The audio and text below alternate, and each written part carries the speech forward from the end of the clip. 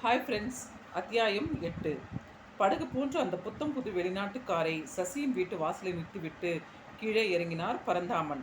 நீங்கள் போய் அவங்க அம்மா கிட்ட பேசி எல்லாத்தையும் முடிச்சுட்டு வாங்க டேடி, நான் கார்லேயே இருக்கிறேன். காரில் அமர்ந்து கொண்டாள் அஞ்சலி. அதற்கு மேல் அவளை கட்டாயப்படுத்தாமல் சசியின் வீட்டுக்குள் நுழைந்தார் பரந்தாமன். சசிகுமார் அவரை வரவேற்று உள்ளே அழைத்து போனான். கூடத்தில் சீலிங் ஃபேனை வேகமாய் சுழல விட்டு கீழே ஒரு சேரை போட்டு அதில் அவரை அமர வைத்தான். வணக்கம்மா, நீங்கள் தானே சசியோட அம்மா? ஒப்புக்கு கையை குவித்து கும்பிட்டார் பரந்தாமன். உள்ளே இருந்து வந்த பானுமதிக்கு பரந்தாமனை கண்டதும் வியர்த்தி கொட்டியது. இவனா? இவன் மகளையா சசி காதலித்திருக்கிறாள்? ஐயோ கடவுளே, இவனைப் போலவே இவன் மகளும் இருந்து விட்டாள். சசியின் வாழ்க்கை வீணாய் போய்விடுமே. உடம்பு அவளையும் அறியாமல் நடுங்கியது. ஓரடியை பின்னால் வைத்தாள். அதை பரந்தாமனும் பார்க்க தவறவில்லை. இவளா? இவளது மகளா சசி? இவளா எனக்கு சம்பந்தி? ச்சே! அவருடைய மனதிலும் அதே நினைப்பு. அதே சமயம் சசிகுமாருக்கு நேரில் அதை காட்டிக்கொள்ள இருவருமே விரும்பவில்லை. மிகவும் எச்சரிக்கை உணர்வோடு நடந்து கொண்டார்கள். உங்கள் மக சசி எல்லாத்தையும் சொல்லியிருப்பார்னு நினைக்கிறேன் என்றார் கரகரப்பான குரலில் பரந்தாமன்.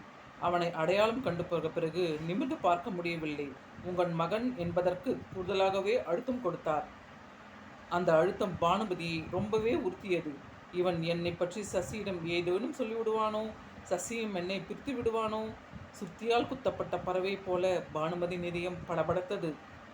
அஞ்சலினா எனக்கு உயிர். அவள் ஆசைப்பட்டாலே என்ற ஒரே காரணத்துக்காக தான் என் கௌரவம், அந்தஸ்து எதை பற்றியும் நான் கவலைப்படாமல் உங்கள் வீடு தேடி வந்திருக்கேன்.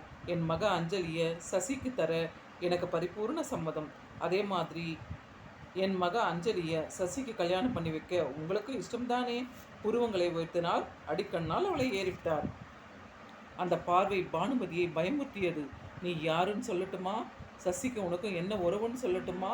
இந்த நிமிஷமே சசியை உன்னிட்டிருந்து பிரித்து கூட்டி போய்விடட்டுமா என மிரட்டுவது போல இருந்தது. மௌனமாய் நின்றாள் பானுமதி. உங்கள் அம்மா வாயே திறக்க மாட்டாங்களா?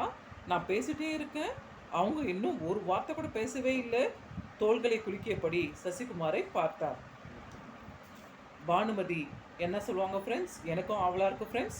நாளைக்கு அடுத்த அத்தியாயத்தில் சந்திப்போம் ஃப்ரெண்ட்ஸ். Bye friends.